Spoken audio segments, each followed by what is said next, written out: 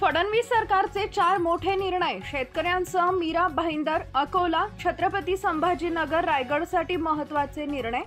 राज्याचे मुख्यमंत्री देवेंद्र फडणवीस यांच्या अध्यक्षतेखाली आज मंत्रिमंडळाची बैठक पार पडली।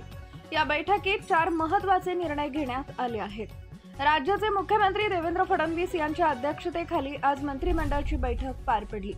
या बैठकीत 4 महत्त्वाचे निर्णय झाले। यामध्ये उपसा जलसिंचन योजनांसाठी वीज दर सवलतीचा मार्च 2027 पर्यंत मुदतवाढ देण्याचा निर्णय घेण्यात आलाय।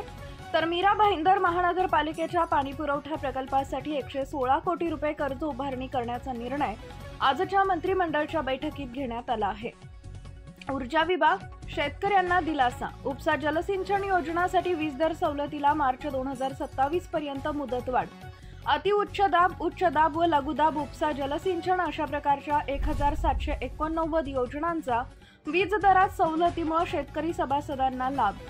नगर विकास विभाग, नागरी पायाभूत सुविधा विकास कर्ज योजना अंतर्गत पहिल्या टप्प्यात हुडकोकडून 2000 कोटी रुपयांचं कर्ज घेण्यास मान्यता। छत्रपती संभाजीनगर महानगरपालिकेच्या पाणीपुरवठा प्रकल्पासाठी 822 कोटी रुपये। नागपूर महानगर प्रदेश विकास प्राधिकरणच्या 4 मलनिस्सारण प्रकल्पासाठी 268 कोटी रुपये। मीरा भाईंदर महानगरपालिकेच्या पाणीपुरवठा प्रकल्पासाठी 116 कोटी रुपये कर्ज उभारणी करणार।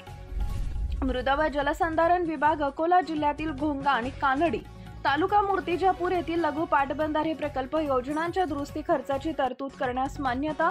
मूर्तिजापूर तालुक्यातील सिंचन क्षमतेत वाढ होणार, शेतीला पाणी, शेतकऱ्यांना फायदा।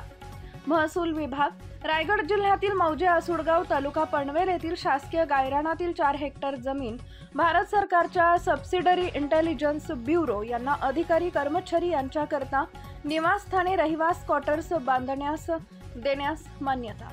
नवनवीन बातम्या पाहण्यासाठी आजच विदर्भ दूत न्यूज चॅनलला सबस्क्राइब करा आणि बेल आयकॉनला सुद्धा क्लिक करा।